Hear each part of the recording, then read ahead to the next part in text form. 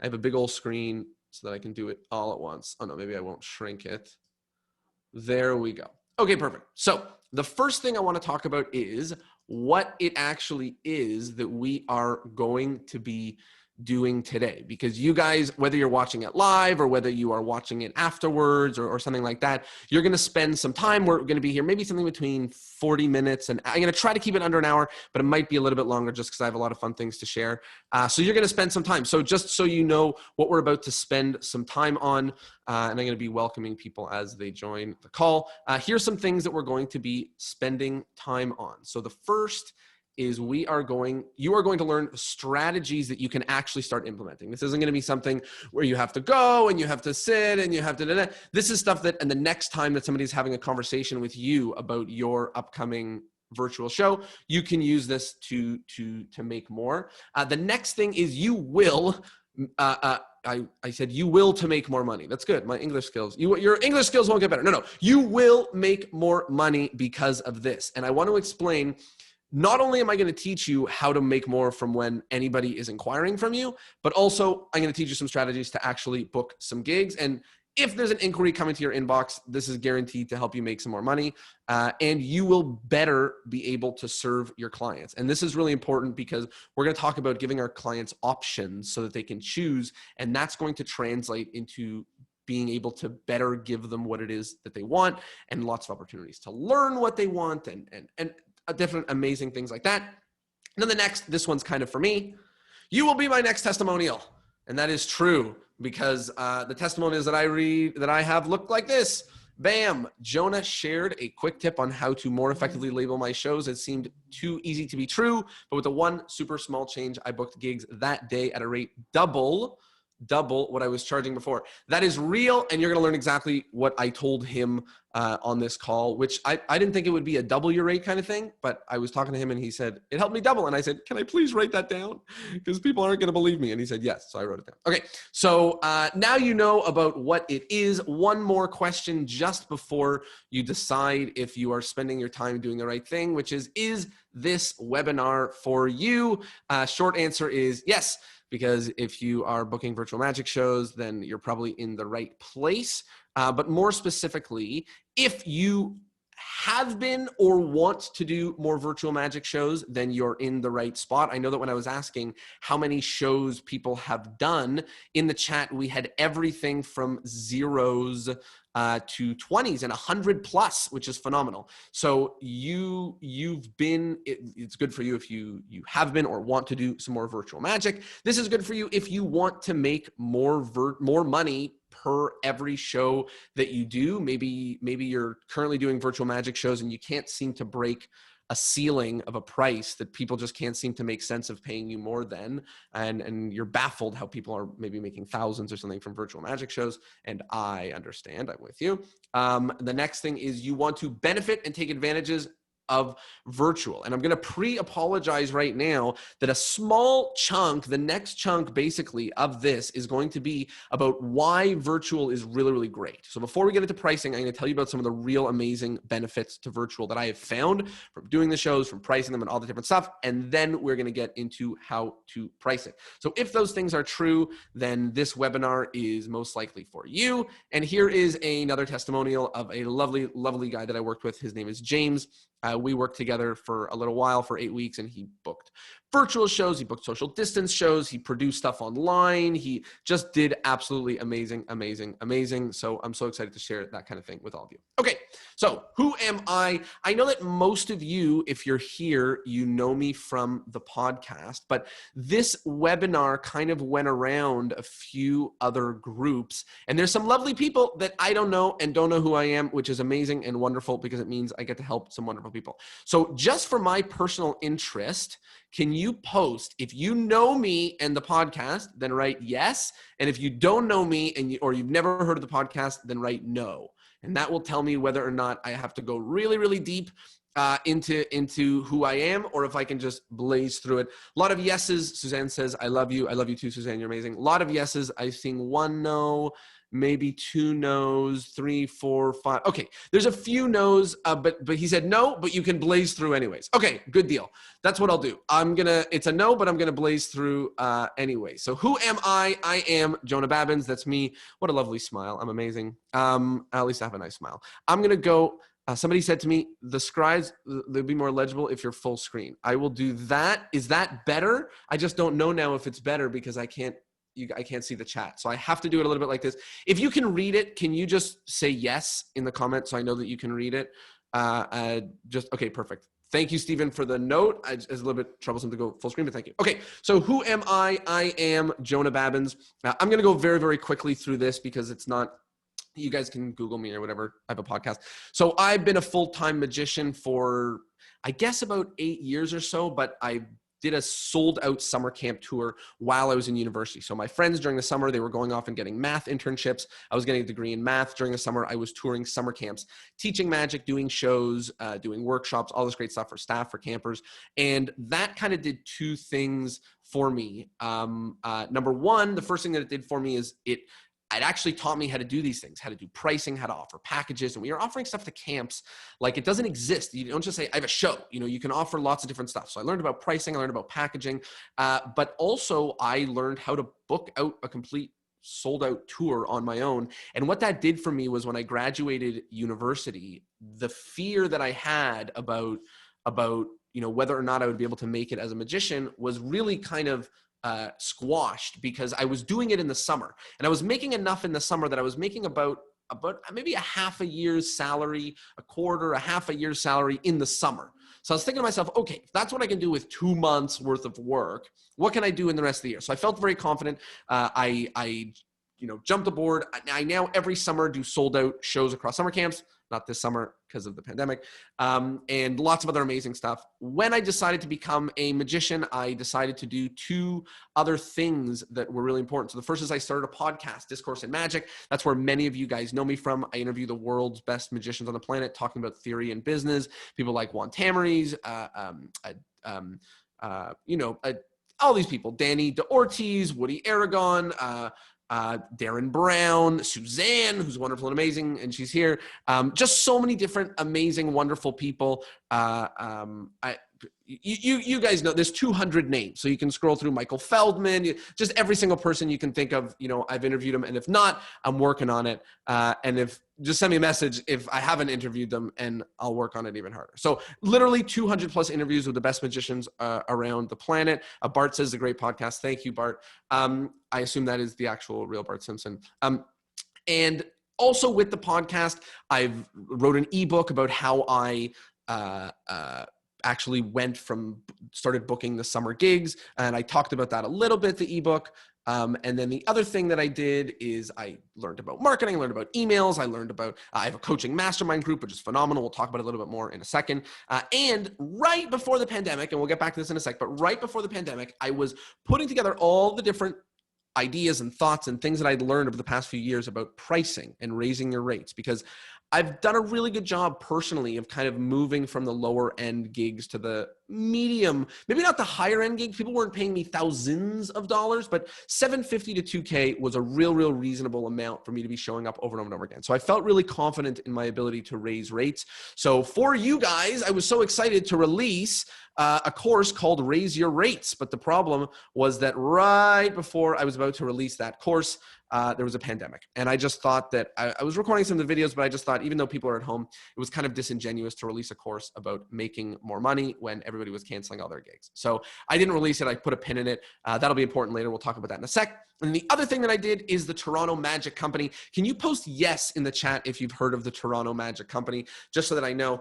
We do public magic shows, public magic shows all over the city. We had an open mic magic show that happened in first it was every week, then it was once a month. We had an Art of Magic show, which had 27 straight sold out shows. People like Garrett Thomas, Carissa Hendricks, Aussie Wind. So sold out shows all over Toronto. We worked with amazing companies. Thank you guys for the yeses. So I know some people don't. It's wonderful.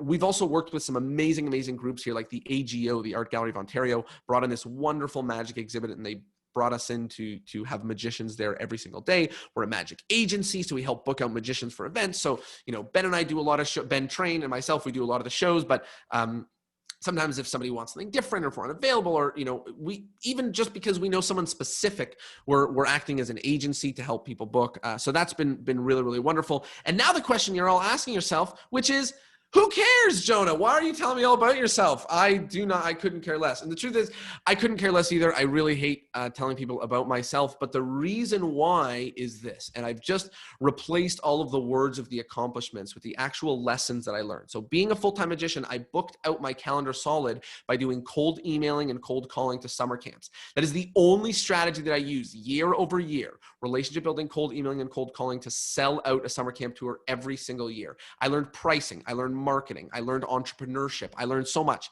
Then through the podcast, I learned some other things. I learned content creation. That's something that all of a sudden, we're all content creators now. All of a sudden there's a pandemic and now we're all content creators, right? So I learned content creation. I learned email marketing, how to send, if you guys are here right now, that's email marketing.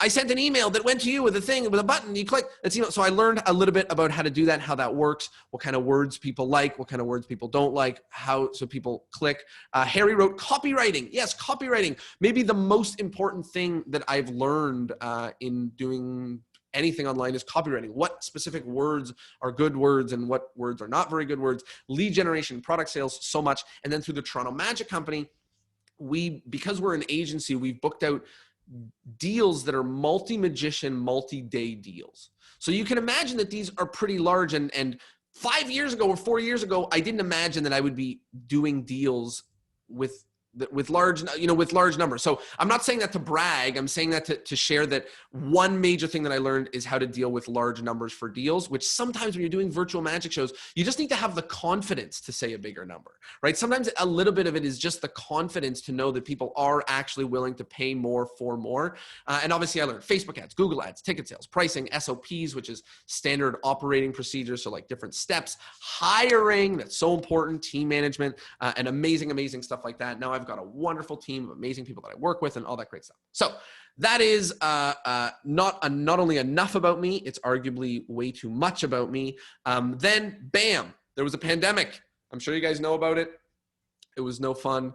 It's actually still happening right now. And then bam, the pivot. This is the reason why you're all here. This is the reason why I'm here. And this is what happened. Maybe you watch Friends. This is my favorite. I did the whole webinar so I could put this GIF in, okay? Just so you guys were wondering, it was for this. This was it. Okay, great. So the pivot. So obviously we all had to start and do something new and do something different. And I did not think that the new and different thing that I was doing, I didn't think that I had any kind of advantage or skills or anything else like that would help me. But kind of, let me go back a second. Pandemic hit. 1 month of, oh my goodness, my life is horrifying. Like, oh my goodness, this is the end. Because it was like thousands of dollars worth of refunded ticket sales, thousands of dollars worth of lost gigs, me just being like, I'm a performing magician. Like, how on earth am I? And I don't need to go into that. All of you know, if you're here, maybe you guys already know all about that whole, that whole thing. And then what happened, and this is the part that's really exciting, is after all that shook off, I started to connect in my brain, like the wires or the neurons or whatever started to actually fire and connect to my brain. And I started to problem solve.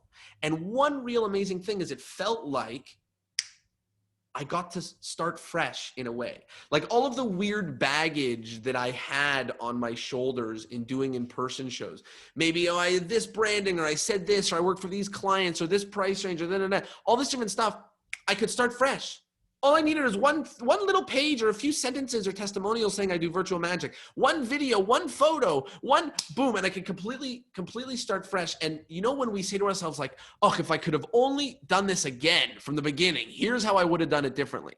And this is now you getting the opportunity to do it differently. So that is exactly what happened for me. I got an opportunity to start fresh, but this time, instead of learning it as I went, I already knew all this stuff. I already knew cold emailing and cold calling and marketing, entrepreneurship, and all of this amazing stuff. So I say all this again, not to impress you, but to impress upon you that I kind of was thrusted into having all of this knowledge. A lot of people were like, how do I build an email list? How do I get people to show up to my stuff? How do I get, and I was like, oh wait, I actually know how to do this stuff. And I obviously didn't imagine that would be the case. And that is why we're here. So before we get into all the amazing reasons why I love virtual magic, I want to talk about some of the fears. There's fears and realities of virtual magic. I want to talk about some of the fears that people have about virtual magic. And the first fear that I want to talk about is, what is it worth? This is the biggest hurdle for everyone. And I put down, I'll tell you guys a little bit about this at the end, but not only do I do all this stuff myself, but I also run a wonderful mastermind group with amazing other magicians who are also growing and exploding. And I get to hear a lot of these fears being said over and over. So I'm going to mention some of these. And if you've felt this way, then all I want you to say is I've felt that. Or me, just write me. That's less words. I've felt that is too many words. Write me. Okay, so I'm going to show you guys an example. So my virtual magic show must be worth less than my live magic show. If you have felt that, or if you think that, if you currently think that, write me. Gregory's saying me. Napoleon is saying me. Yes, I'm with you. Eric is saying me. Yes, I feel you. Bart, Craig, Bill. Yes, I'm with you. I'm going to tell you another one. This one is really strong. This one was in my heart. You ready? How is a virtual magic show better than a YouTube video? Chris freaking Ramsey spends thousands of dollars on his videos. They look amazing. He does tricks that happen through the screen in people's hands. What on earth why would my virtual show be worth it? Write me if you felt that. Here's another one. This one I really love.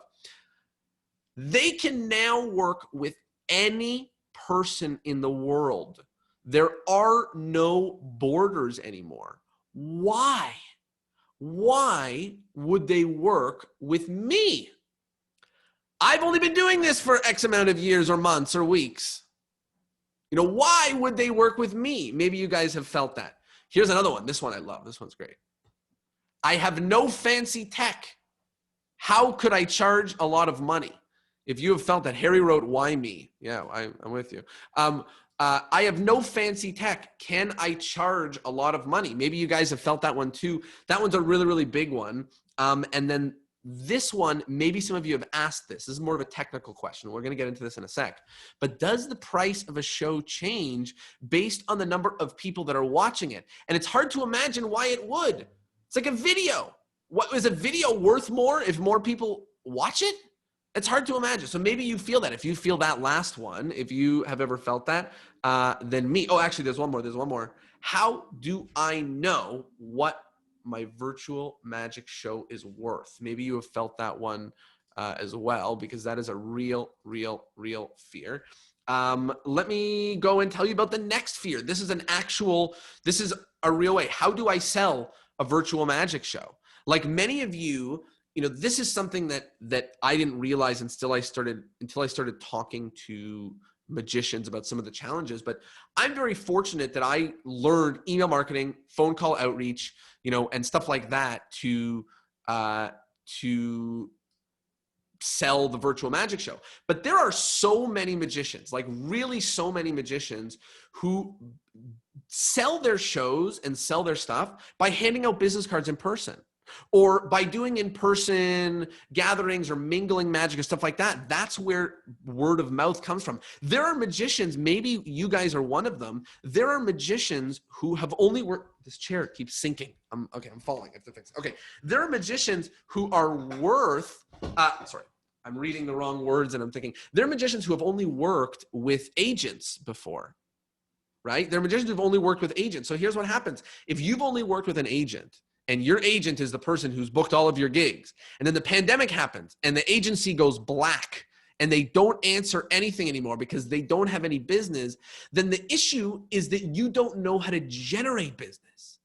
And, whereas 2 years ago, anybody who had an agent, many of you might have been like, oh, the dream, an agent, someone who calls you with gigs and you just have to show up and do the gigs. But now, if you're someone with an agent, maybe you're thinking to yourself, crap, I don't know any of these clients. I was just told when to show up and where and to do my set. And now that I have to do it again myself, like I have no idea, how I would do it. Another example is so many of you who work in mingling magic or restaurant magic get word of mouth by giving out cards. Wow, I'll book you an event. Well, sure. Here, do you have a card? Sure, absolutely. Take this, take this. But how do you do that? How do you do that now? There's no way to turn 1 to 2 to 3 by handing out any business cards now. What do clients really like about virtual magic? What should we tell them about? If we're selling it, we know the features of our in-person magic shows that are good. Oh, it does this. People come on stage. It's so much fun. They go crazy. I do a trick with your CEO on stage where his shoes go in his hat. We all know that. But what do people want to hear for a virtual magic show? And what about where? Where do you book virtual magic shows? Is there a place that's wrong or a place that that isn't? Napoleon says word of mouth is the same with birthday parties. Yes. And then this one, I love this question. Why are some magicians killing it in virtual and others aren't? This is always, when I look at other people's successes or failure, but successes, this has been in my career, and I'm kind of embarrassed to say this, but in my career, the biggest things that have moved me forward is saying this. Well, if he can do it, surely I can do it, right? So maybe you feel that way about virtual, which is a very, very reasonable way to feel. The last thing, and I can go through very, very, very quickly, is this.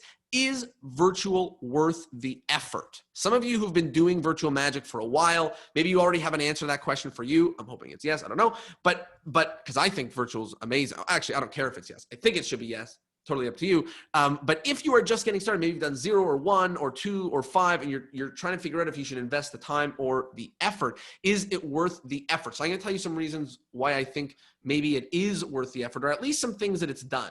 So number one, virtual has allowed magicians with other full-time jobs to transition. It's been really, really, really hard to do that in the past because you need to set aside crazy time from your work to go do something. Now, it just fits right in the calendar whenever you want. An evening, a weekend, it fits where you want. And it's made that transition for a lot of magicians really, really seamless. I know it's crazy to transition into doing full-time magic in a pandemic. Yes, there are people there's someone in this call who's been in my group, who's worked together with me, who's literally done just that. That's an actual reality. The next thing is virtual has allowed magicians to spend more times with their family. This is something that I did not know anything about.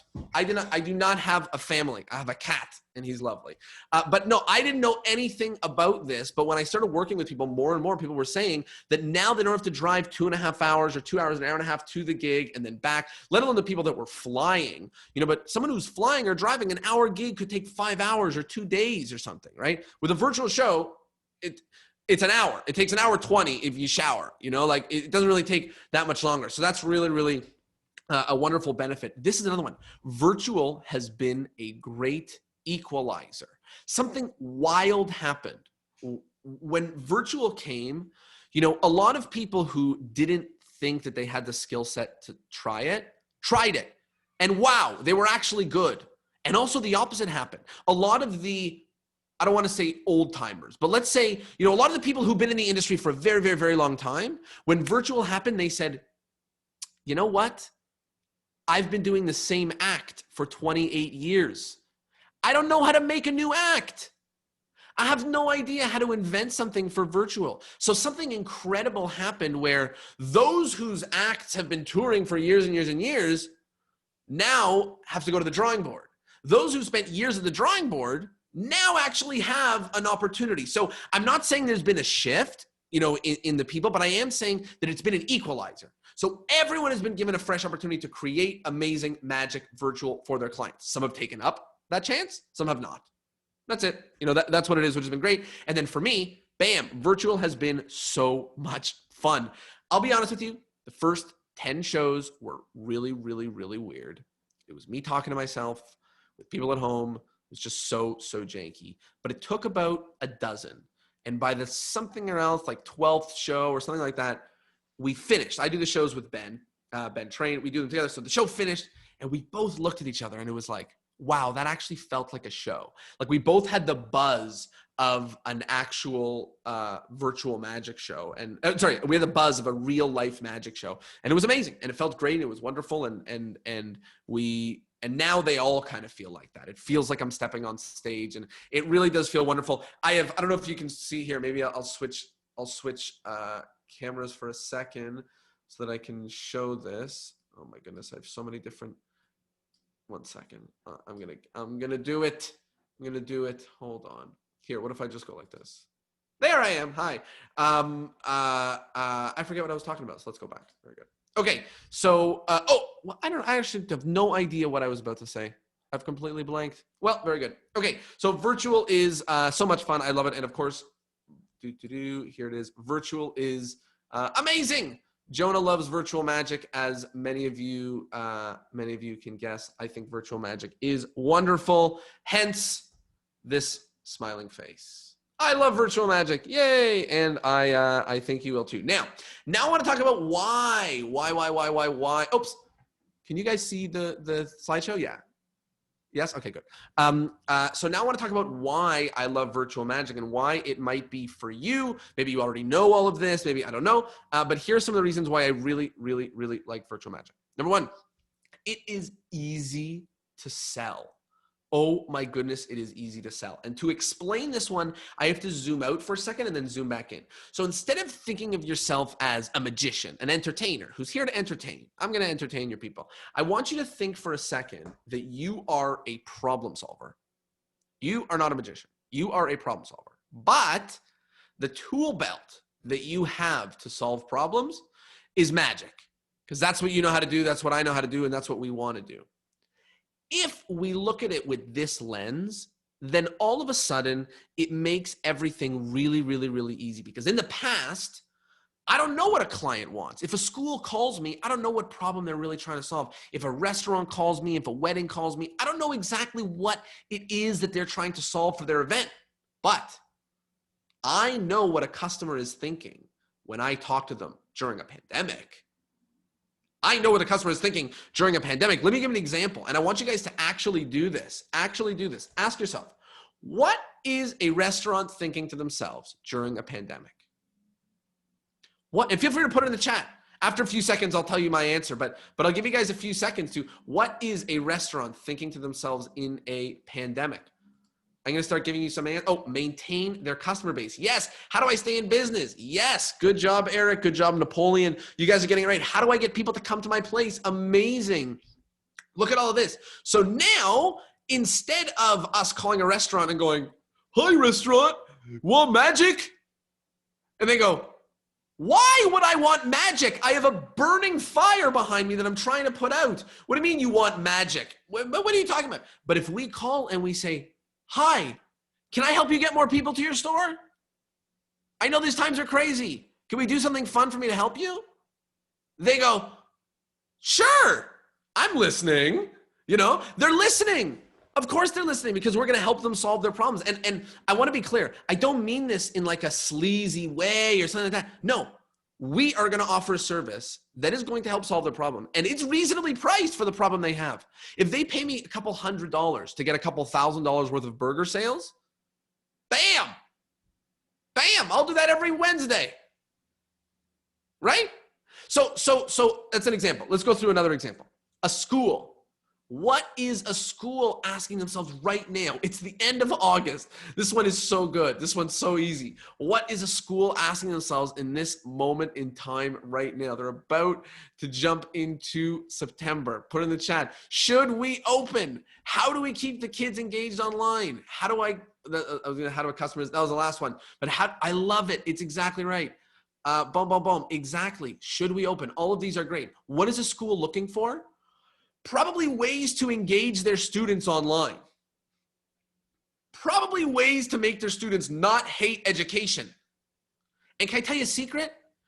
A year ago, you had to go and talk to the board of directors and get a badge saying that you're a licensed student speaker, talker person who can go and now they don't have virtual magic speaker, talker person badges. Schools are floundering. They're floundering, looking for someone to help them pull off the thing that they're doing. Let me give you another example. This one's great. A giant company. This is a little bit harder.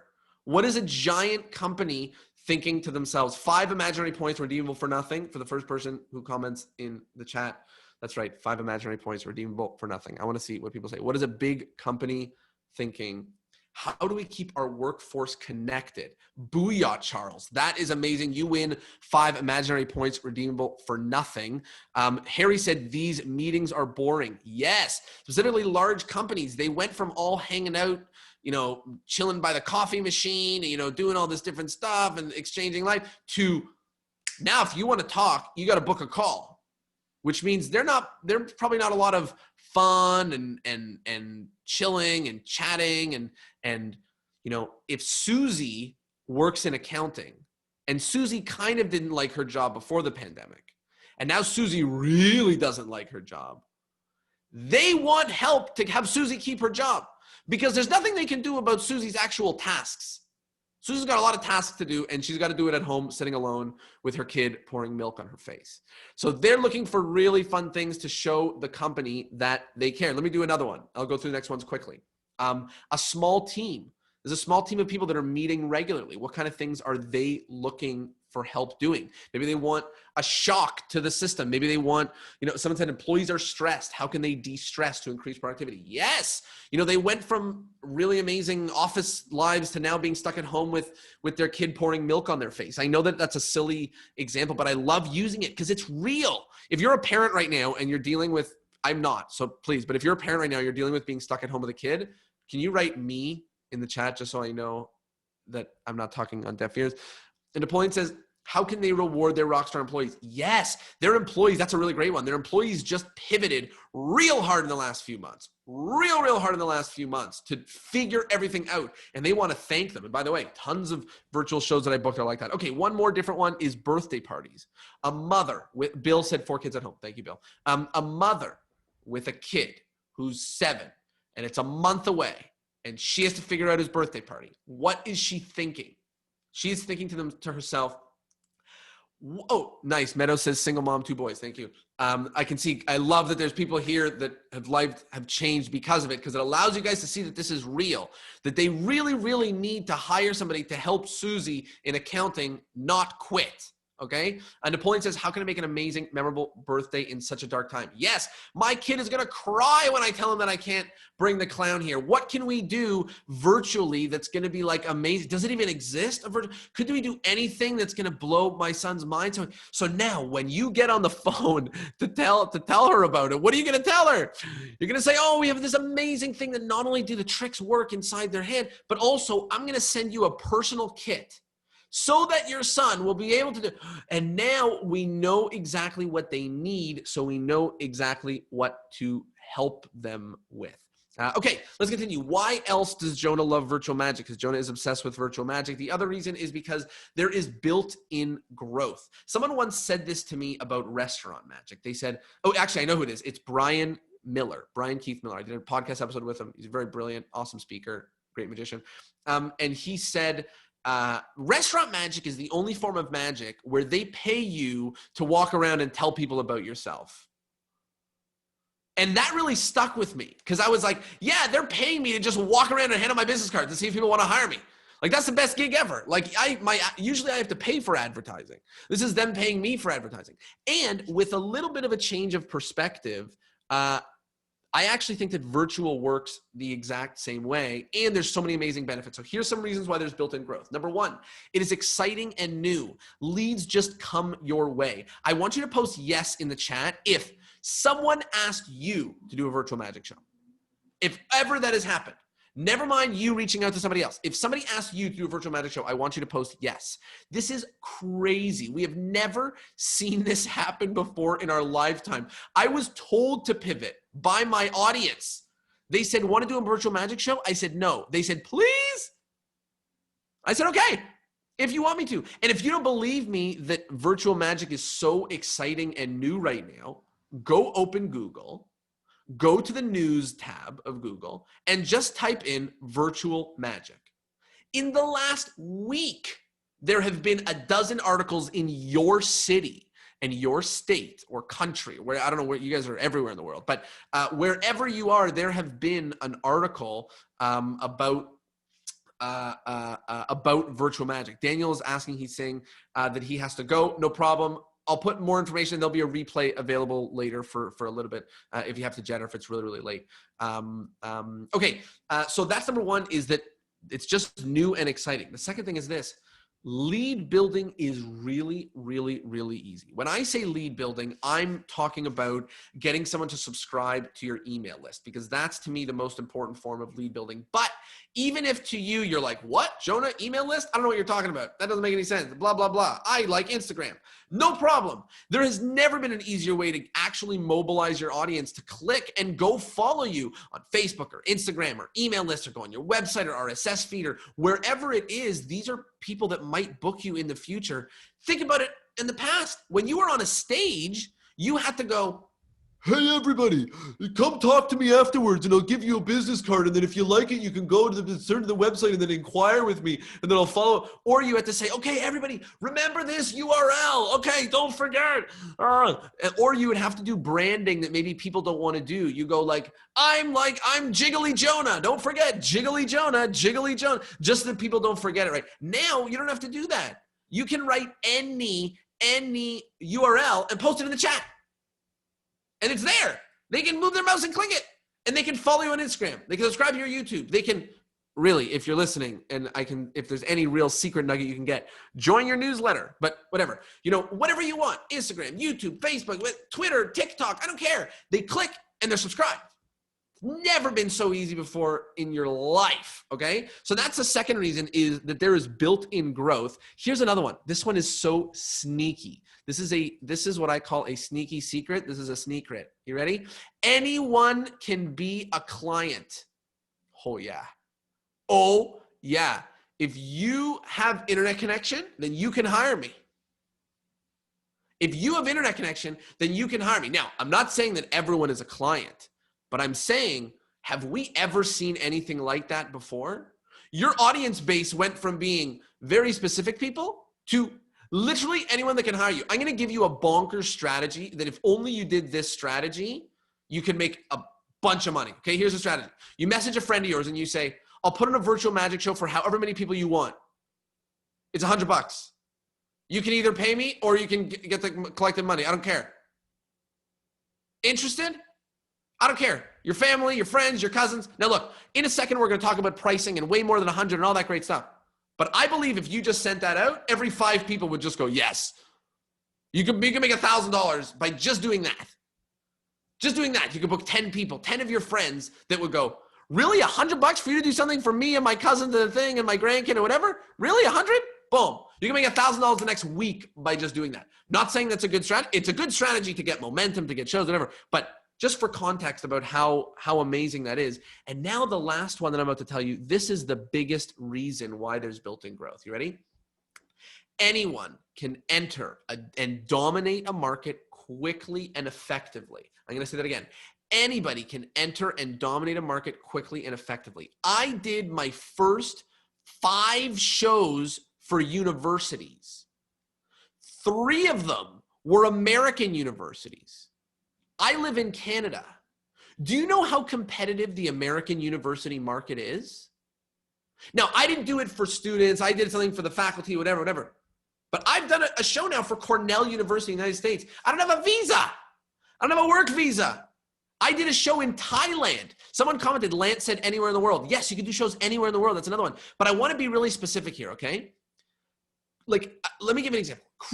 Maybe not cruise ships. Let's say a big corporate event. A big corporate event who hires someone every single year, it's very hard to be that person because they've hired someone every year. They know what amazing quality great looks like. Then this year, all they're looking for is who can do a great virtual show.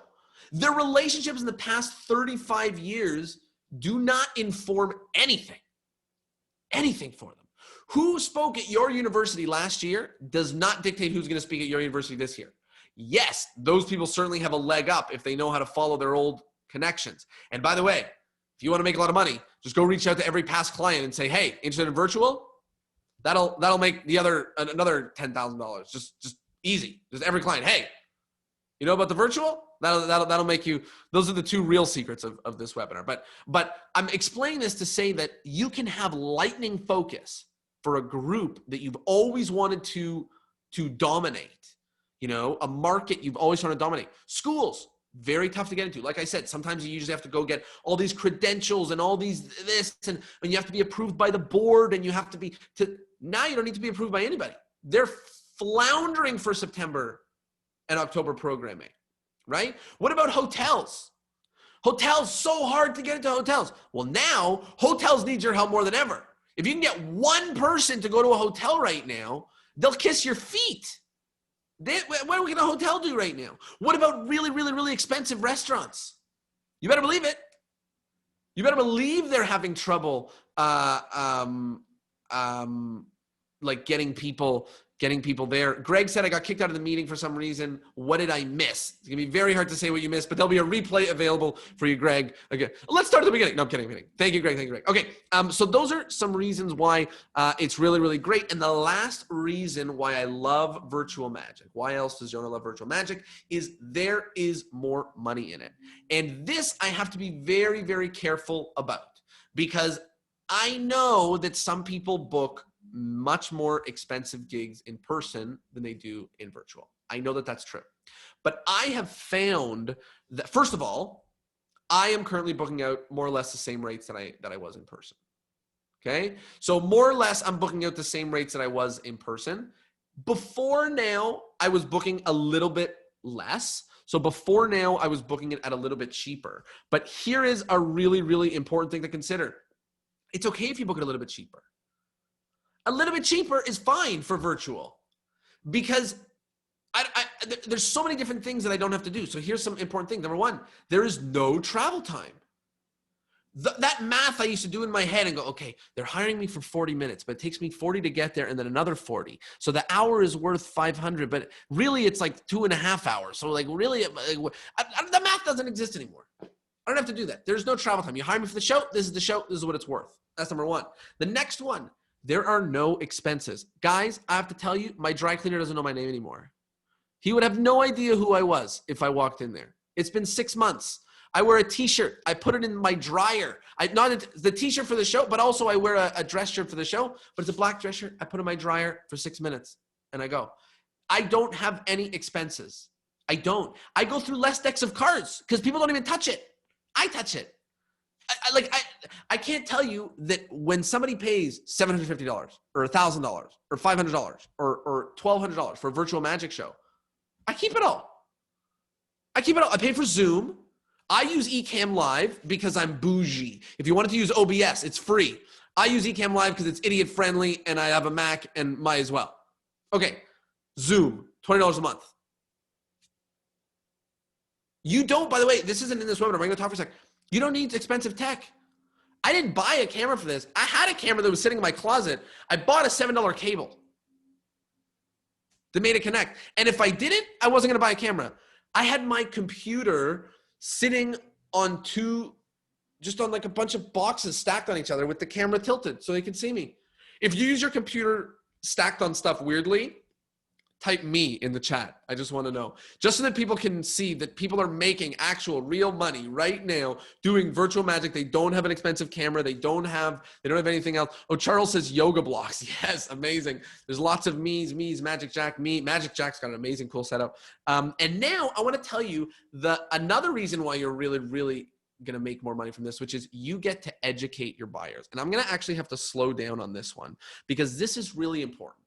There are two types of markets in magic, easy ones and hard ones. The easy markets to get into are markets where the person hiring you does not have a lot of experience hiring people like you. A challenging market is markets where the person hiring you has a lot of experience hiring people like you. Let me give an example. Birthday parties, not terribly challenging markets. Why? Because a mother has never booked a magician at a birthday party before when she's hiring you. Maybe one. So you define how it works. If you want a contract, great. If you don't want a contract, great. You want the money up front? Great. You want 5 packages? Awesome. You want 1? Perfect. No, but it doesn't matter. It doesn't matter. You're defining. When I did with summer camps, it was not a problem. Summer camps don't have magicians cold calling them, asking them to do magic shows and workshops at their camp. I made it all up. I came up with it. It worked. So that's a market which doesn't have experience hiring people. Markets that do have experience hiring people, those are really hard. It's really, really, really hard to get on a cruise ship because they get dozens and dozens of submissions and pick the best. It's really hard to work with a corporate group that does a giant event every year and hires talent every single year because they can smell someone who's never done it before from a mile away. This is all they do. There's a person who works for the big company that just hires people. That's all they do. They know. So the reason why, and I had to zoom out for a bit to now zoom back in, the reason why it's so amazing that we get to educate our customers right now is no customer has experience hiring virtual magicians. Every single customer is a customer that has no idea how this works. Great news. You do. Actually, I do. But in a few minutes, you will. And then we both will. And then what happens is your buyers are confident. We'll talk about that more in a sec, but your buyers are confident because they have so many fears. They're like, is virtual real? Will people actually like it? Do people actually engage? Do people like it? All this different stuff. They have actual fears. And when you educate them and you tell them, yes, this is the show. This is how it works. This is what it looks like. They get excited. Their shoulders go down. They're willing to spend more money because you're squashing the fears that they have about the way that it's going to work. I'm going to mention one more that isn't on here because this one's really exciting, but I thought it was a lot to put on, but I'm just going to say it. Last year, the giant company spent $300,000 on their end of year event. This year, there is no in-person event. They don't have to pay for meals for everybody. This year for their end of the year event, they spent $40,000. So they went from $350,000 last year to $40,000 this year. Now let me ask you a question. Last year, they hired the magician for $4,000. This year, does the magician's rate shrink just like their giant event budget? I'm willing to bet not. I'm willing to bet that now that there's no giant convention center with a DJ and music and a dance floor and food and unlimited drinks, the magician's the only thing you've got. The magician is the only thing you have that is not making this a company-wide meeting. Sorry that I'm yelling. Hopefully you turn the volume down, but I get so excited. It's the only thing that they have. So at the very least, it should be the same price. I think it should be more. I think there's options for it to be more. We can talk about the ways for it to be the same, maybe a little cheaper, more. But certainly our gut tells us they're spending a 10th on the event. They should be spending a 10th on the magician. But it's not true. And here's the most amazing part about that. If the client hired a magician last year for $5,000, but the whole event was $350,000. But this year they hire a magician for $5,000, but the whole event is $40,000, they are thrilled. They saved $300 and something thousand, right? What do they care? The magician price stayed the same. Okay, so did a bunch of other prices. So did the juice price. Who cares? You know, it doesn't matter. It doesn't matter. So there's another reason why I really, really love it.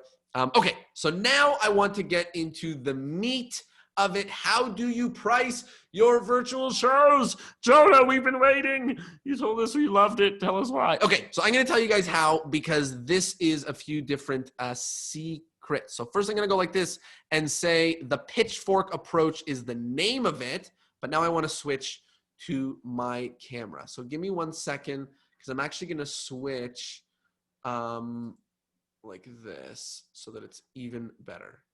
Bam. You can see my whole face now. If you can see my whole face, type yes in the chat so I know that it's working. You can see my whole face so I know. I see some thumbs up. That's very good. And some wonderful things in the chat. Okay, amazing.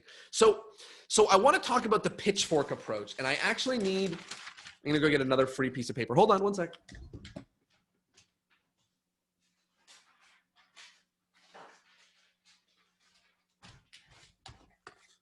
Okay, good. I thought everyone was going to leave. Okay, no, I'm kidding. Okay, so this is that's just an old joke from every magic show ever. Okay, so this is the pitchfork approach. I'm going to go like this.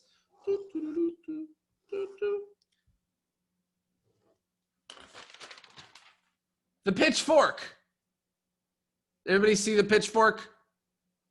I guess you all understand why it's called the pitchfork approach. Okay, but here's really what I mean by the pitchfork approach. We're going to get a little bit more detailed into this.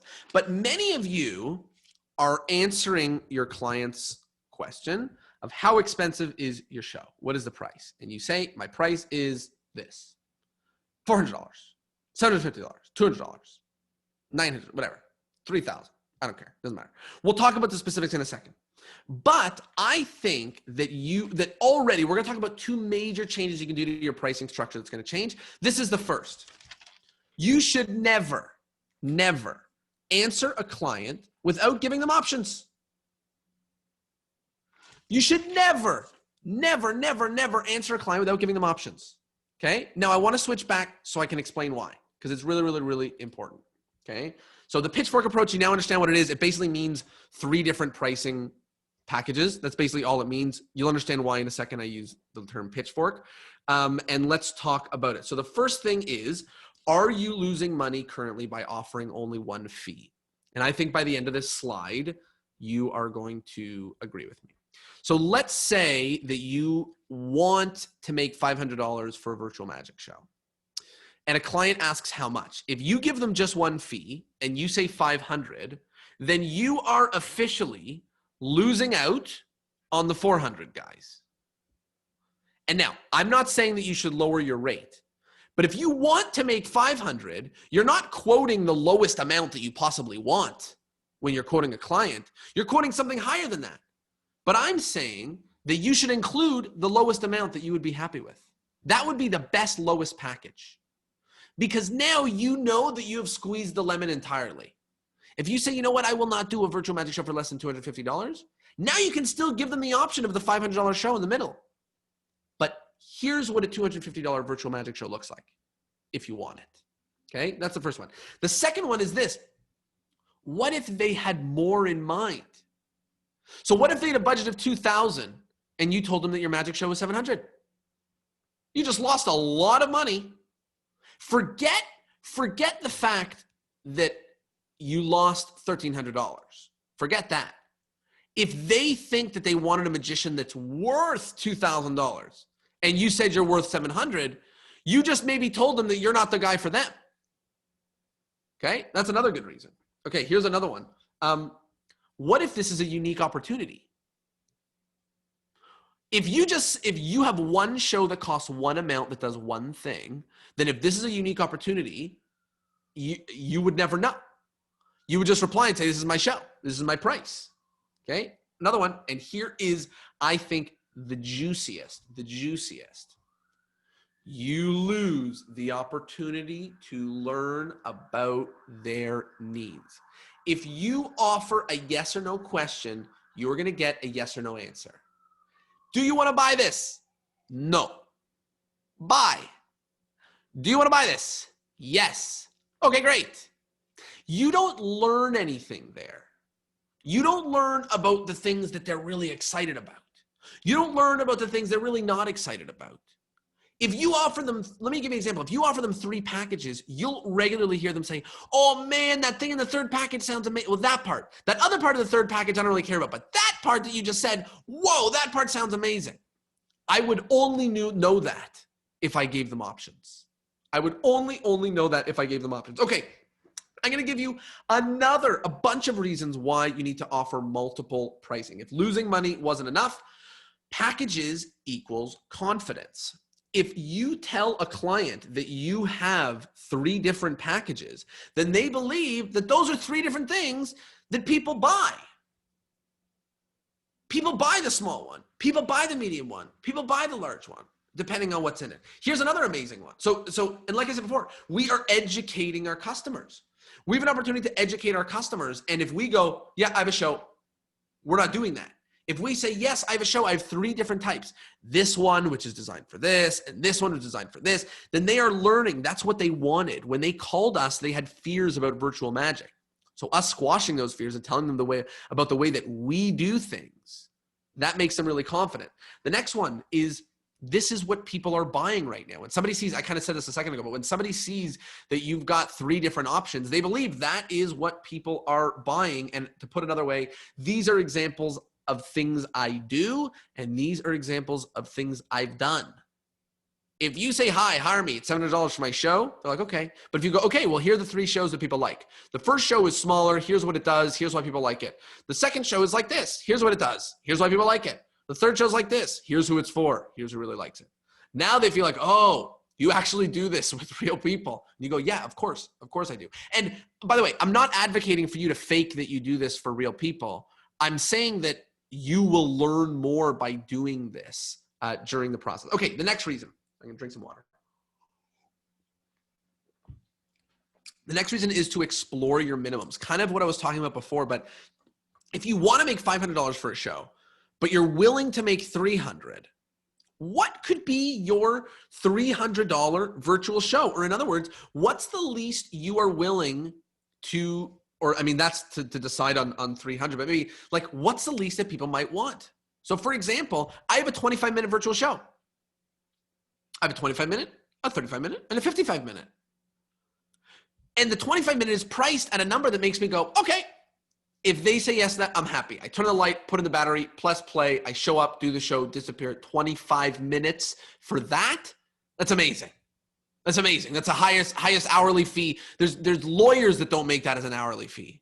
You know what I mean? So that's a real great question to ask yourself, is to explore your minimums. What's the least you're willing to make to show up and actually do magic? What's the least people are willing to pay? And just this step will automatically increase the full price of your show. Because if you assume that your show right now is the middle package, we're going to talk about the large one in a second. But if you assume that what your show right now is the middle package, then the lowest one, you've just increased the rate of your show. Because your show can now be more expensive. Because now your lowest one is the least you're willing to pay. So this will automatically increase the price of your show. The next reason, to explore your maximums. This is my favorite, okay? It is impossible for your clients to pay you lots if you don't have reasons for your clients to pay you lots. I'll say that again. It's impossible for your clients to give you lots of money if you don't have things for sale that's worth a lot of money. You are not going to land a $4,000 deal if your deals end at a $1,500 package. You'll never get to 4. Can I tell you a secret about the $4,000 deal? I pitched them, and we'll talk maybe a little bit more about this later. I don't want to go too deep on it, but I pitched them a deal that was a $3,000 deal. And they said, that's perfect. And I was like, wow, that's a crazy amount of money for them to spend for the number of people. And then she called back and she said, we have some more money in the budget. What if we did this added thing as well? And I said, sure. But I'm using that as an example to say that had I thought my maximum was higher, she would have. Right? And I didn't know that. And that's me being honest. Like, I'm being real. I didn't know that. You know? So here's a question that you can use to ask yourself about this. What would it look like if you went above and beyond for a client in a virtual show? What would that look like for you? At the end of the slide, I'm going to give you some ideas, but I want you to brainstorm right now to yourself. What would it look like for you to go above and beyond? And actually feel free to post in the chat, because I'm going to put actual things that you can do, that I do, people in my group do, just things that are working right across the board. The point says customizing routines for a corporate client. That's good. We could do better. We can do even better. What can we do to thrill them? What can we do to thrill them? Here's a challenge I always like to ask myself. If I think Harry says stay sober, what a thrill. If I ask myself, I say, okay, if my show and all that it is worth $700, but someone told me they had 3,000, what can I do that's worth 3,000? Napoleon says interactive through the screen routine. Interesting. That's more about what you want as a magician than what they want as a client. But we'll give some more. But the guessing is perfect. And you already are putting the right stuff forward, because you're saying, what else can I do? What else can I do? I'm going to give you guys a good example, because this one is in the news. Okay. Helder's show, the one that he did with the Geffen Playhouse, his virtual show, they send out a package to everybody. If somebody had $10,000 to give you for your virtual show, would you think about packing boxes? I would. I'll run to Canada Post and I'll buy some boxes. Napoleon says, yes, I agree with you, Napoleon. If somebody says they have 10K, I'm going to the box store and I'm learning how to pack boxes. Yeah. I'll give you guys some more examples. Daniel Chan says Max Major also ships something, $30 without the box, $45 with the box. There you go. Magic Jack says $100 a ticket. Yeah, $100 a ticket for Helder's show. That's right, $100 a ticket. Okay, so another thing about this maximum. Oh, Chris Wall said this. This is amazing. I don't remember if Chris gave me this idea or I gave Chris this idea, but this is awesome. And we're going to talk about this at the end. Send them something that is a memory of the show. Can you record the Zoom show and then make a mashup video that's 1 minute long and send it to them? And they can air it at their next company meeting. Can you get screenshots of people's reacted faces, put it in a picture frame and mail it to them? Is that crazy? Could you do balloon animals for a kids show and then go to the kid's house and drop off the bag of balloon animals there? This is real. But this is how you go. The only way that someone's going to pay you lots and lots and lots of money for an event is if you offer them something that makes them go, holy crap, that's worth it. Lance says, I'd send handwritten thank you letters and send a gift to the booker. Yes, that's great, but that won't increase the price of your show. You can't say you pay me $700 or $1,000 and I'll thank you. They're like, yeah, it's okay. Don't thank me. Keep the money. But you have the right idea there.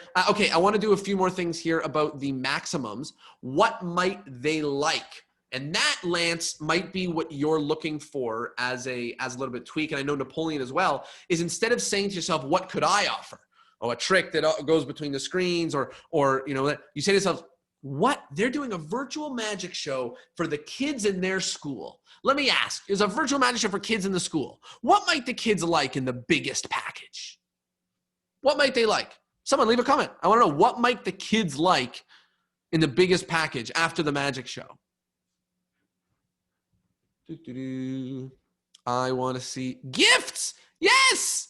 You're darn right they want gifts. And the parents or the teachers want them to have gifts. Clint says take home goodies. Bart says cake. Disgusting. Harry says learn a trick. Yes, learn a trick. Maybe PDFs, maybe. And you guys are getting to the answers already. And we're going to get to those in a sec because I'm going to give you guys examples. But I just want to, here's another way to think about it is, check this out. It's all right if you need assistance to pull it off. If my largest package is so much more than everything else that I'm offering, if you'll pay me $1,000 more to give you a mashup video of your people having fun, I'll hire a videographer for $200. I'm game. If you're going to charge me $50, if I can pay $50 more per person to mail you out something, I'll go call my friend who's actually mailed stuff and ask him what the heck I need. You know, I do for some of our events, when somebody is a big client, I make a custom welcome graphic, So when they arrive, they see, you know, information about their show, their company's logo, all this different stuff. Daniel said, what was the add-on for $1,000? I'm not sure exactly what you're asking. Maybe it's something I said, I don't know. Oh, you're asking about the $4,000 show. I'll answer you in private. I don't want to talk in great details about the show, but it was a little in-person thing that we did, and then we aired afterwards. But what it was doesn't matter.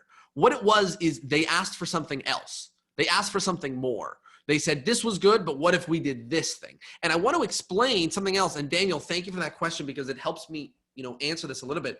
By having different options, we have these conversations.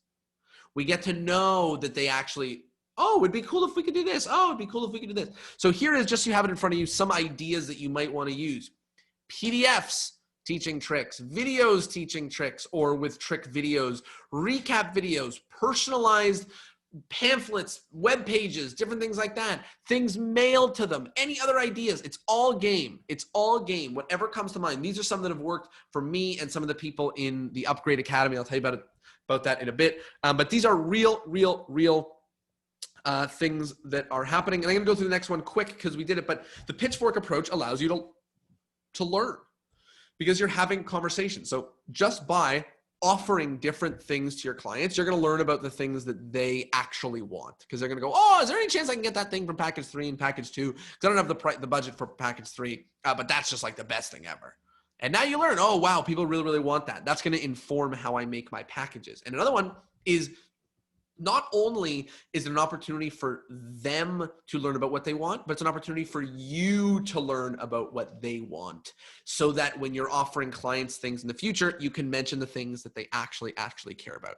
If you are totally following with the pitchfork approach, as in offering different packaging, then I want you to write yes in the chat.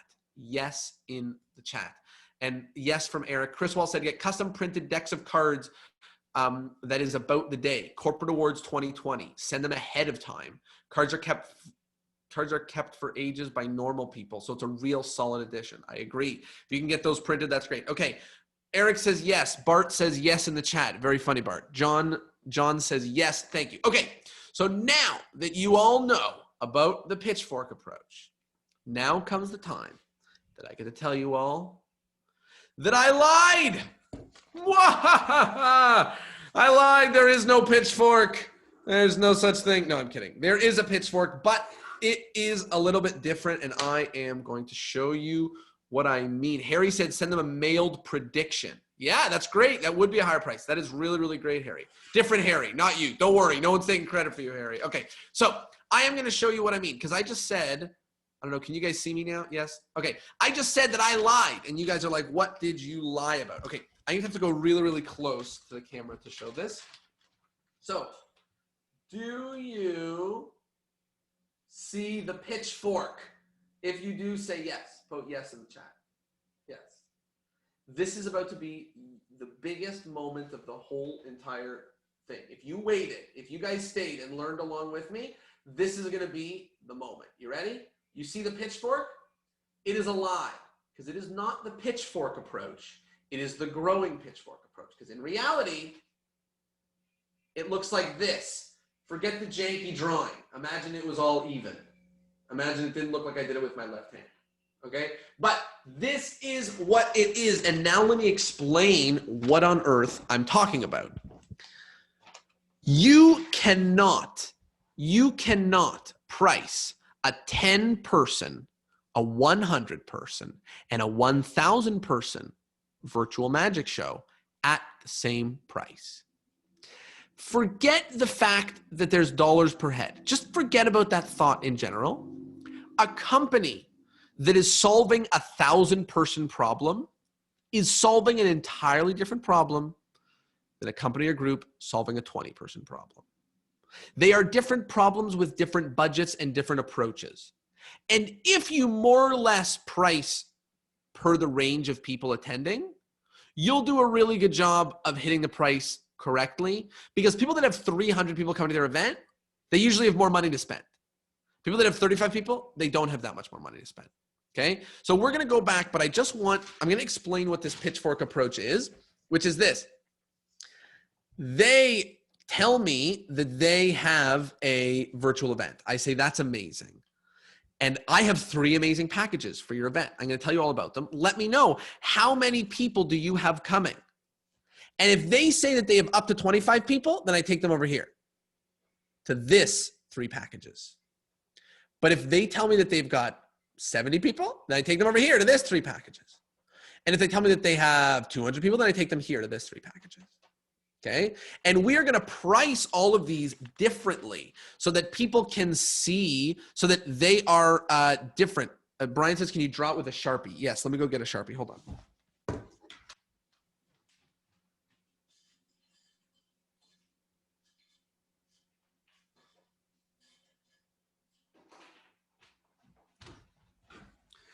I don't have a Sharpie, but I'm just going to go over it a bunch so that you can see it a little bit. But and maybe I'll add it in here. I'll go like this. I'll go over it.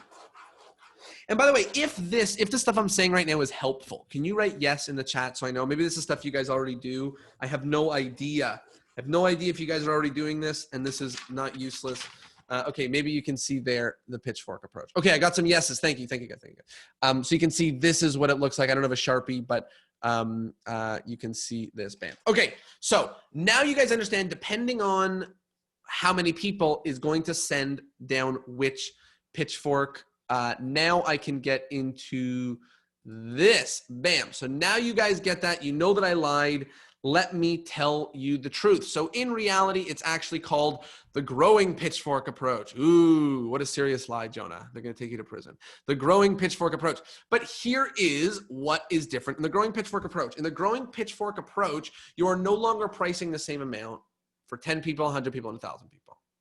And I'm using these numbers just for example. We'll get into actual numbers in a second, but just does not work that way anymore. Okay, so you can say goodbye to that. I told you guys, you're gonna be able to implement stuff right away for your virtual magic show. This is it.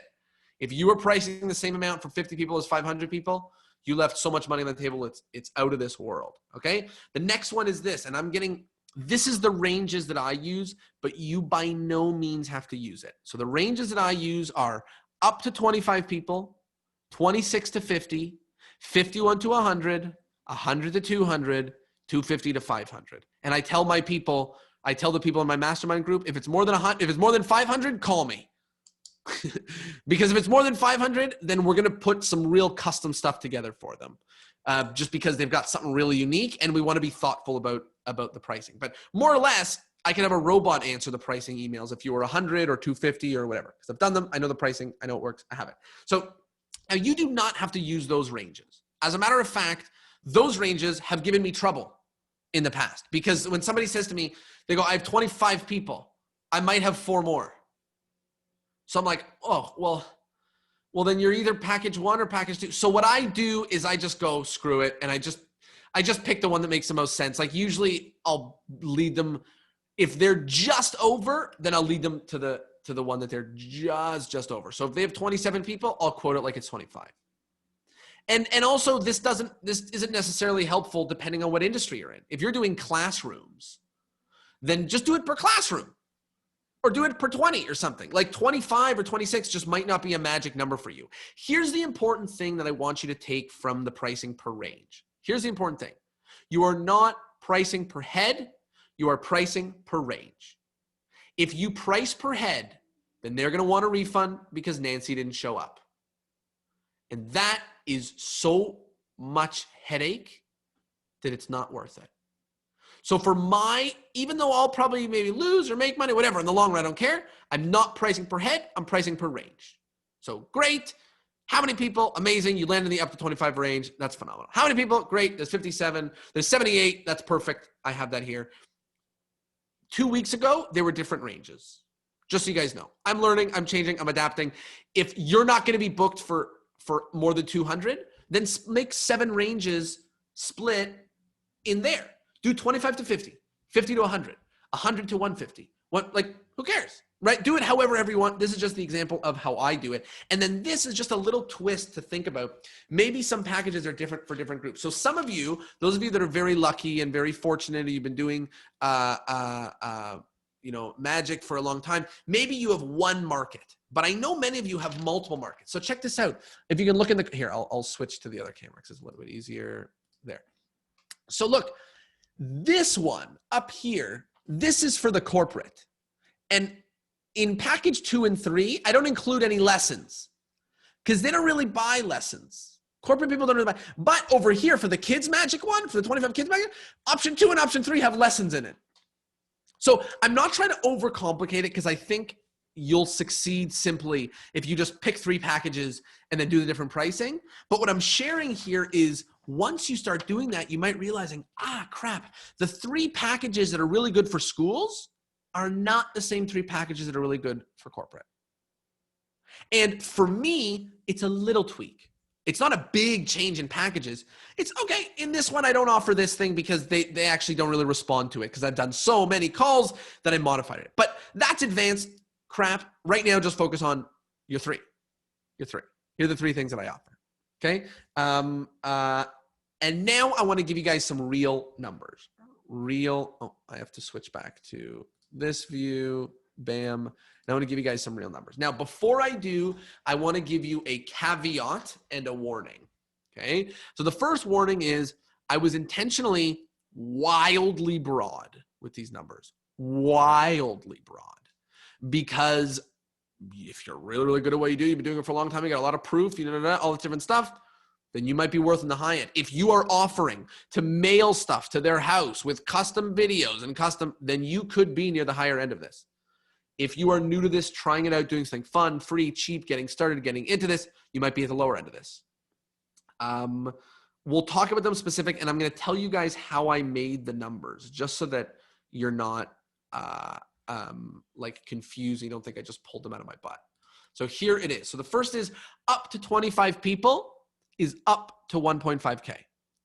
It could be free, it could be $100, it could be $200, it could be $500, it could be $750, it could be $1,000, whatever, up to 1.5K. And the math I did here is 1.5K is $50 times 25. Yes, you could do more. You could charge, you could come to their house, give them balloons, throw the party, do it. This is, I think, unless you're Helder, and we're talking about private stuff. We're not talking about someone buys a ticket to your public virtual magic show. This is private events. If you book one for up to 25 people that's like less than an hour, that's more than 1.5K, call me. I would just love to know. But to me, that's more or less the range. Okay, the next one. 26 to 50 is $100 to $3,000. I know you're like, Jonah, this range is not helpful. But the reason I'm sharing this range is because I want you to know that all of this is possible. $3,000 is more or less 50 times 50. I know it's 2,500, but more or less it's 50 people times $50 each, or 50 people times $60 each. $100 is 26 people times 5, or 25 people times 5. So the range here that I'm thinking about is people paying $5 each to watch your virtual show, which I think is a really reasonable minimum. Like to me, that I don't go that low, but I think it's a really, really reasonable minimum for online virtual shows, whatever. So that's where the 100 comes from. The 3K is me going, what if all 50 people all spent $50? The next one, 50 to 100 people is $250 to 5K. Again, I know it's a crazy range, but I'm doing the exact same thing here. 5K is $50 times 100. Again, I think you're probably more likely to land in the $700 to $2,000 range, like $700 to $3,000 range. But if you have something that you are sending out or doing or whatever that is worth a lot of money, then do it. Harry sent a question, just to be clear. So you are pricing 3 options 3 times based on small, medium, and large groups? No. I have 3 options of pricing. Let me go back to this because that's a really good question. He's talking about the pitchfork approach. Can you see my face? No? Did I freeze?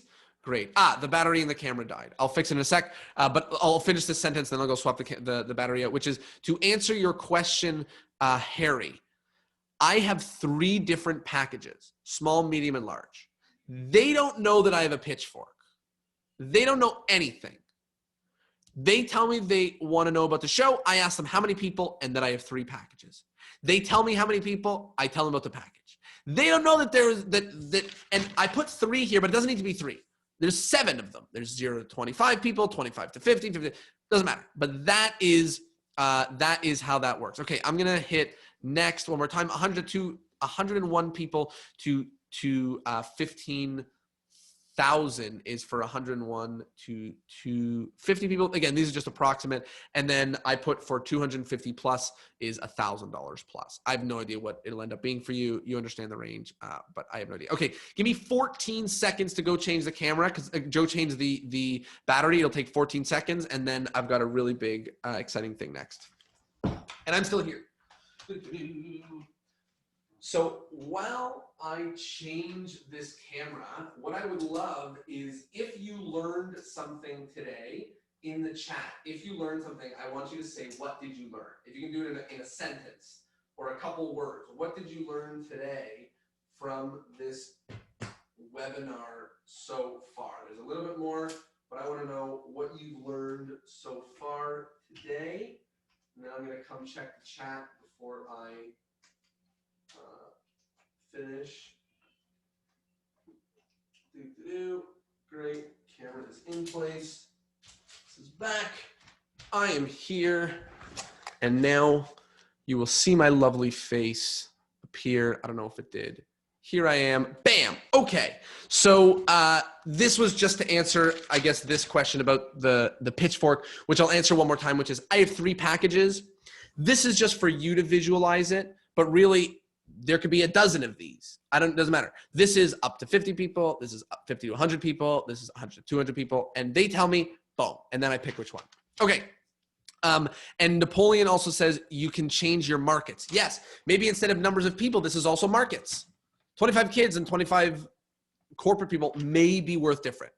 That's a whole added thing about pricing, which I'd rather not get into, because I think if you just stick to pricing per number of people, I don't want you to go like, oh, they're corporate, charge them 10 times as much. And then you screw yourself because it's actually not worth it. So let's go back to the webinar here. Bam, everybody can see it. Now let's talk about what you know right now, what you've learned, and then we're going to talk about some added little things at the end, and then I have a little surprise if you guys are interested. So if you guys were here, my hunch, and I don't know if it's true, it's always a guess, but my hunch, if you guys were here before, was that you were charging 1 fee for your virtual magic show. If you were that person, I want you to write me in the chat. If you were charging 1 flat fee for your virtual magic show before this conversation, I want you to write me in the chat. And because every single person who writes me, Napoleon, Quaid said me, every single person who says me are the people who I said will be my next testimonial. And I beg of you, this is really the only, I'm going to tell you about something in a minute that might be for you, maybe not, I don't know, but I beg of you that as soon as the strategy works, send me a message telling me what worked.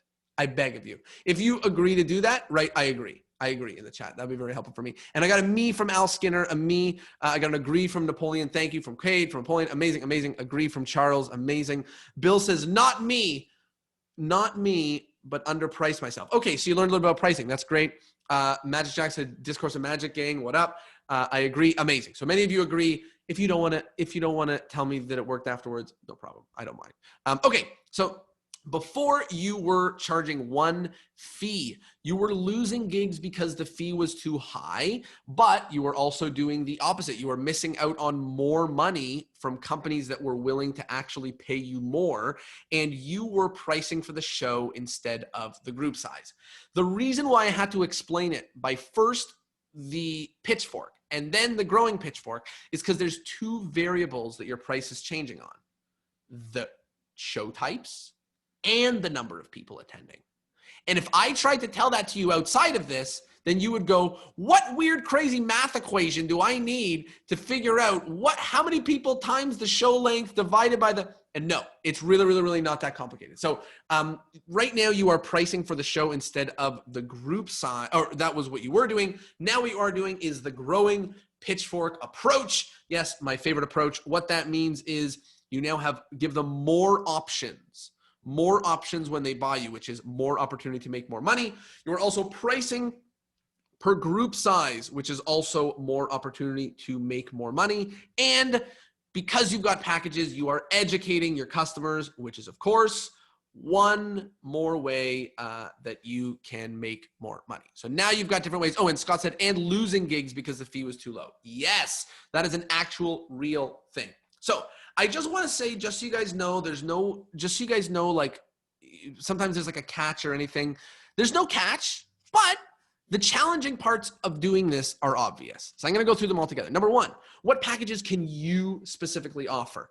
I was talking about, we could do all this different stuff, for the biggest package, but we all have our own limitations. Some of us are good teachers. Some of us are not. Some of us can edit video. Some of us can't. Some of us want to hire people to work on video. Some of us can't.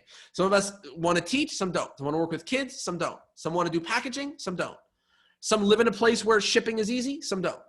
So the first thing is, what packages can you offer? And also, are they good for your market? You're going to ship out boxes. Do they care? That's number 1. Number 2, what pricing makes sense for your market? My sincerest apologies that the numbers I gave were very broad. There is no other way for me to really help you guys. Because if I give specific numbers, it's just not helpful. So because you'll try it and people may be saying no, or maybe you'll be leaving money on the table. It just doesn't, it's impossible. So for you to figure out the pricing that makes sense for your market, you need a little bit of understanding of the market. Also, how do we actually go and get the virtual gigs? We talked about in this how easy it is to sell. And I think once you're on the phone, it's real easy because we know what they want. We can find out what they want. We can help them with our virtual shows. It's easy to read someone's mind right now because it's a pandemic. But how to actually go and find the people obviously is important. And for those of you that had 0 gigs coming in, yes, you will make so many more when they come in. But they, of course, need to come in. So I'm trying to be clear about what some of the challenges are here. What we can do to make our clients book us at a higher rate. So, for example, if right now you say to yourself, my 25 people is worth $250, $300, and $450. What needs to happen one day for that to be $400, $650, and $900? What needs to happen? Because it's not just a change of the packaging. You maybe have to change your marketing material. You maybe have to change the magic. You maybe have to change your website. You maybe, I don't know, right? Another one here is what exactly are the words that we're saying on the phone? I know I said it was easy, but maybe it's easy for me. I did a podcast episode maybe a week or two ago where I did a dummy phone call with one of the members of my mastermind group and spoke as if I was on the phone with a client. And you can hear exactly the way that I speak, but still every client is different. And the last one is, what do we put in the email? Many of us are replying, answering emails, giving pricing options. What do we put when, how do we do it? So let me ask you a question, which is, would you want me to help you with this? If you are trying to go virtual right now, would you want me to help you with this? If I offer to personally help you decide on what your packages are, actually go and book more gigs with you, hold your hand to do it, take advantage of this virtual times, and also you got a chance to work alongside other amazing magicians, would that be of interest to you right now, where you're at, what you are doing? And the reason that I am asking is because it is a reality. I currently have a wonderful, wonderful mastermind group called the Upgrade Academy. I'm going to tell you a little bit about it in a second. But right now, the Upgrade Academy, here are the different things that happen on it. So here are the things that I personally do. Number one, I will personally help you figure out the pricing of your shows. Just figure it out. I will personally help train you on the email writing and on the phone on exactly what it is you say on the phone. I will help you one-on-one to actually go out there and book more shows. We have people right now in Upgrade Academy that are commenting. Magic Jack says, Upgrade Academy gang, good to see you. There's some other people here inside this call that are part of the Academy, which is wonderful. Fix or build your booking system. Many of you have a booking system that worked outside of virtual, and maybe now they look a little bit different. Maybe you didn't have a booking system and you need one to work inside of virtual, and all alongside a mastermind group of people that are kicking butt. And I said there are 10 spots. Currently there are 12, and I'm opening up 10 more spots. As I mentioned, just so I can show you, Upgrade Academy. That's what it looks like. I don't waste time on fancy images. Really, I just focus on helping people. So sorry that isn't sexy, but we do make sexy images inside the Upgrade Academy. I'll tell you more about that in a second. But I want to tell you about a person in the Upgrade Academy. This is a 30-second video that I want to play for you so you can see this is real.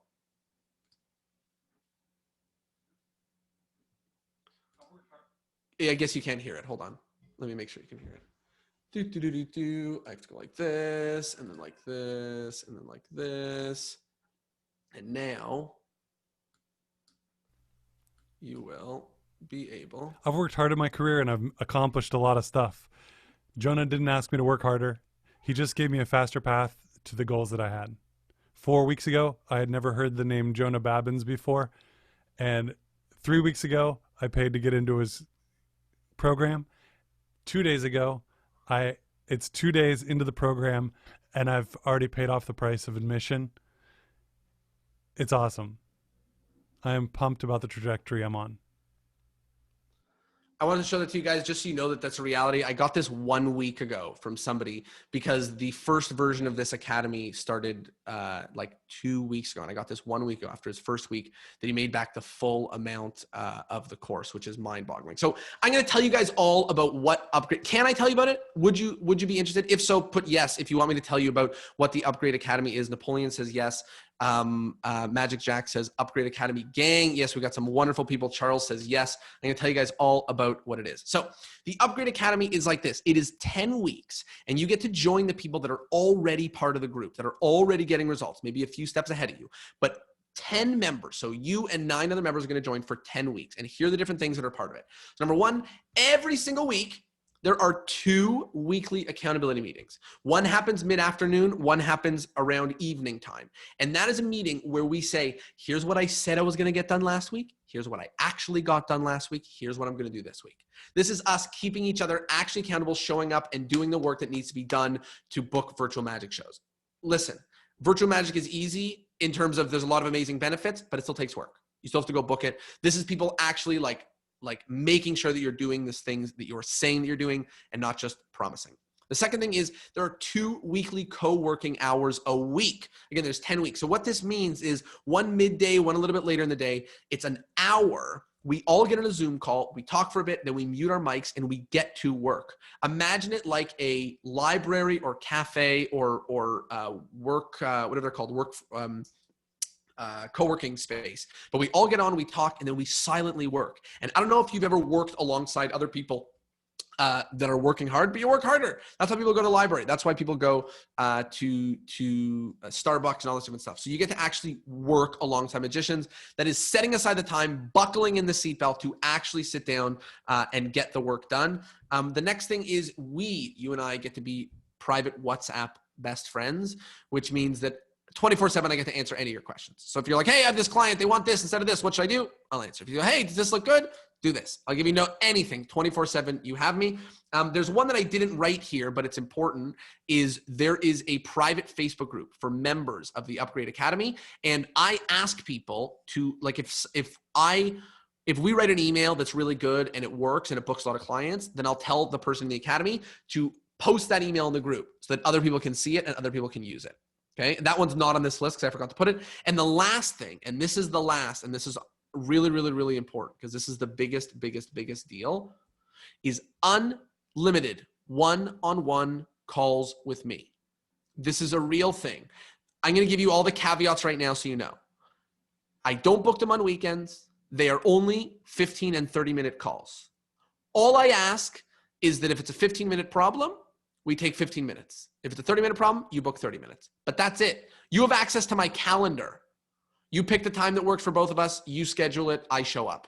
And I help you answering whatever it is that you want. Okay? Those are all of the different aspects of Upgrade Academy. If you are wondering, who is this for? This is for you if you like what you learned today.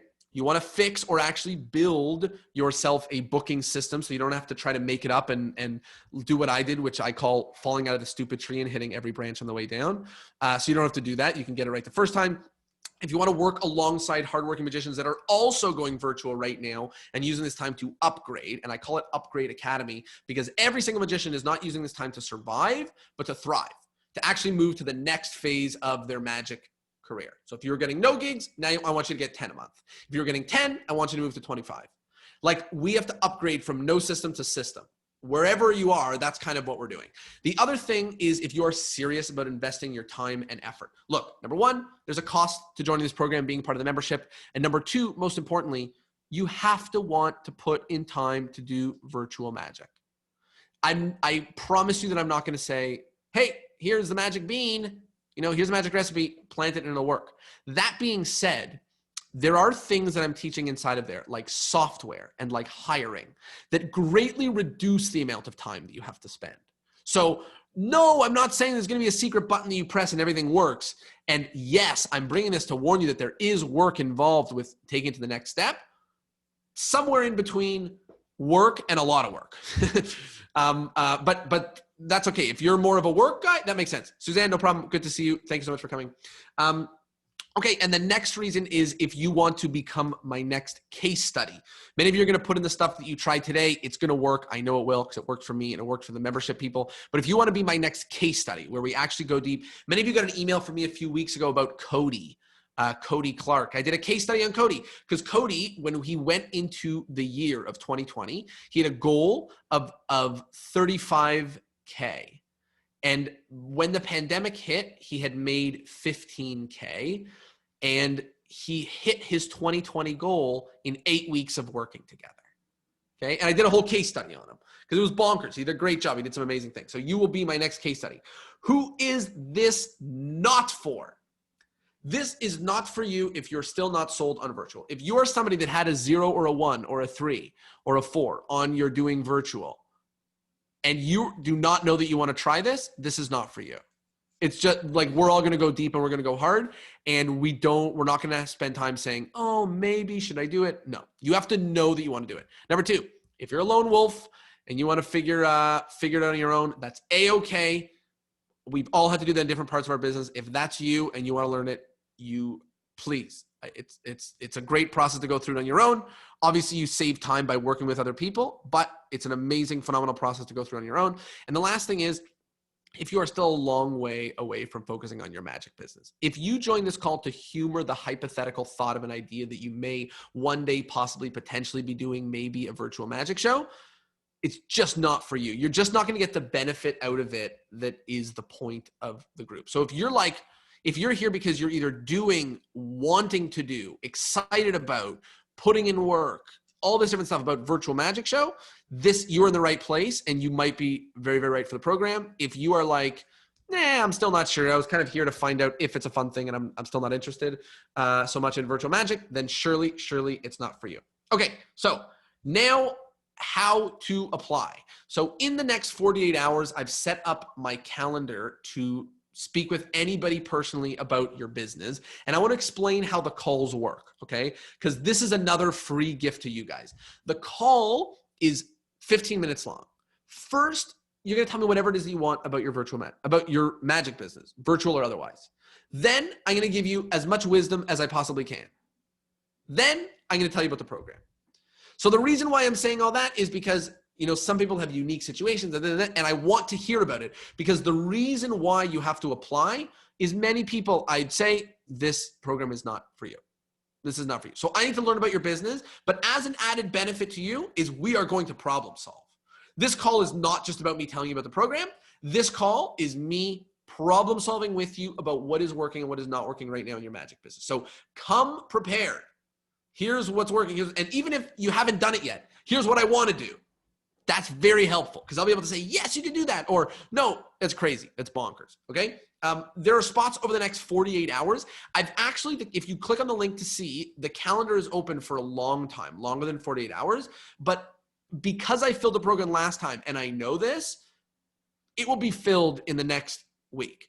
So I recommend booking a time with me either Thursday or Friday, or if those get booked up very, very soon, then booking one with me on Monday or Tuesday, just because I know the program, the 10 spots only are going to go quick. And the reason why it's 10 spots, by the way, is because I'm still doing virtual magic shows with my time. So while I'm coaching, I'm still doing virtual magic shows. So I still need time to actually pull off the shows myself and work on my own business stuff. So I only have the ability to help 10 people. This will start in 2 weeks. And when you guys are on week 1, the people who started with me a few weeks ago will be on week 4 or 5. And what's amazing about that is not only will you be able to work alongside people that are doing it with you, be able to work alongside people that did it 2 weeks ago and go, yes, actually do this. This actually works. Do this. No, we tried this. It worked if you're doing stuff for kids, but not if you're doing stuff for this, right? And that stuff is wicked, wicked, wicked. It will all start in 2 weeks. And the place to apply is discourseandmagic.com/call. Really, that is just a fancy webpage for you to click a button and schedule a call with me. There's a giant button on a page. You click it and schedule a call with me. And that way we don't have to do back and forth of, oh, is this time available? No, this time, all that stuff. So that is what the whole shebang is. This is the place to apply, discourseandmagic.com/call. I'm going to write it in the chat right now. In the chat, discourseandmagic.com/call. And I'm going to answer questions. So now let me just move to the question side. Very good questions. And I'm going to start. So the first question comes from Napoleon. He says, what date is the start date of the course? Let me look at the calendar to get it 100% right. The start date of the course will be Sunday the 6th. Sunday the